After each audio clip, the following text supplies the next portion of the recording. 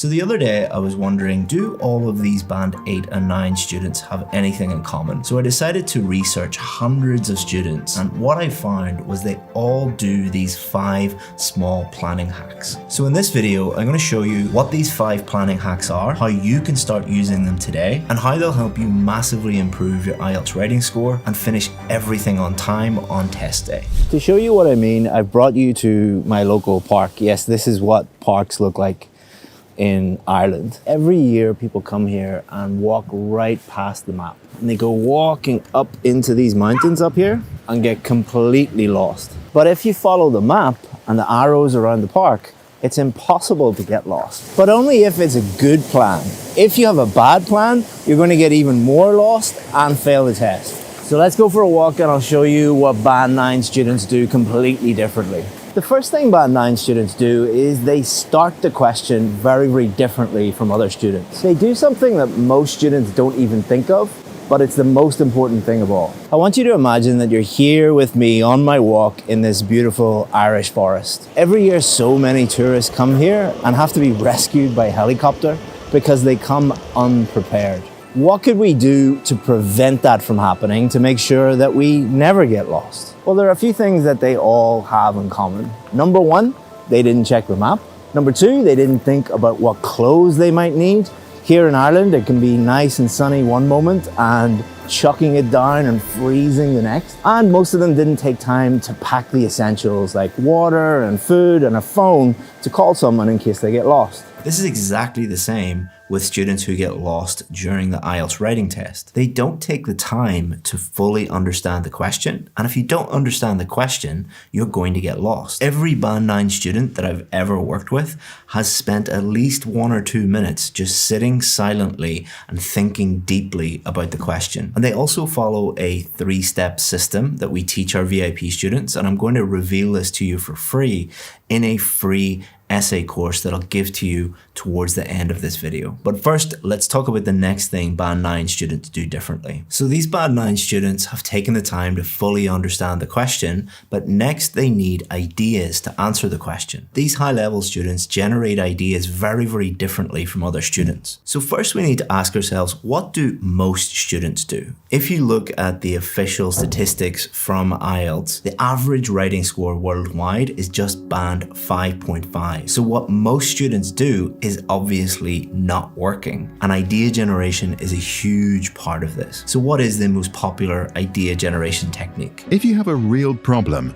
brainstorming so helpful for writing. Brainstorming is to come up with some ideas that you want to write about. Now I want you to think about, how do you feel when you are brainstorming? When we ask students this, they often say things like stressed, frustrated, it gives me a headache, under pressure, all these negative emotions. So we have a system that makes people feel terrible, but doesn't produce very good ideas. Now, if brainstorming worked, it probably would be worth feeling terrible to get good results. But the problem with brainstorming is it produces lots of irrelevant ideas and takes a lot of time. So it makes you feel bad and it produces bad results. And it's no surprise that our Band 8 and 9 students use a completely different system. In fact, it is the opposite of brainstorming.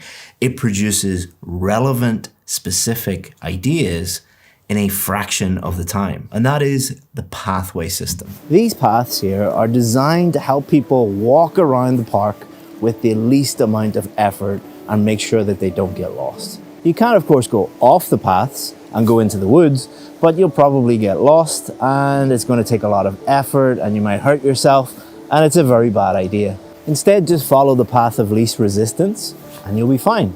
So instead of brainstorming and going off the path and getting lost, just ask yourself one simple question. What is the simplest, most straightforward idea that directly answers this question? This generates relevant ideas that are easy to understand and easy to write about very, very quickly. And this will also keep your examiner very happy, because it says in the marking criteria for Band 9, your ideas are relevant, fully extended, and well supported. I've also included a few more idea generation techniques that I share with my VIP students, and I'm going to include those in the free course at the end of the video. So now you've fully understood the question and you've got high quality ideas, how do you put those into your essay? Let's go to one of the bridges here in the park to explain how Band 7, 8 and 9 students use these ideas to write a great essay.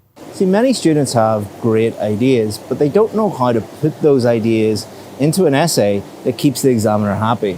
If we look at the marking criteria, it says in order to get a band 8 or 9, we need to sequence information and ideas logically and skillfully manage paragraphing. But how do we do that? Well, to get to the other side of this river, we need a bridge. This bridge was built in 1790 by people who know way more about engineering than I ever will. I'm a complete idiot when it comes to building bridges, but I can use their knowledge from the past to walk across this bridge. And this is where structure planning comes in.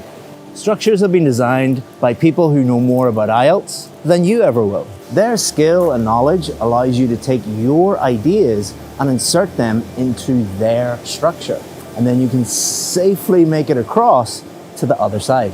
But remember I mentioned before that the average score worldwide is just 5.5, and there are lots of people on the internet that tell you they have band 9 structures. The problem is not structures in general, it's the people on the internet who claim they have these band 9 structures. So the key really is to find structures developed by people who really know what they're doing. The good news is that on our VIP course and the structures available for free on our website, they've not only been approved by many experienced examiners, but they've produced more band 7, 8 and 9 success stories than any other course in the world. So rest assured, you know they work. And if you want some of those structures included in the VIP course and me explaining step by step exactly how to use them, the good news is you can get 10% off our VIP course today. I've included a 10% special discount link in the description of this video. So now we have 3 out of the 5. But does just understanding the question, generating great ideas quickly, and then using a great structure guarantee a high score? Unfortunately not. You see, ideas and structures are only really 50% of your total score. The other 50% is for grammar and vocabulary. You can have the best ideas and structure in the world, but if you have grammar and vocabulary problems, you're not going to get a high score. If you want a high score, everything needs to be at that score. But luckily, our 5-step planning system, steps 4 and 5, are vocabulary and grammar. So, vocabulary just means the words you'll use to express your ideas in the essay. They are just things that you use in your essay.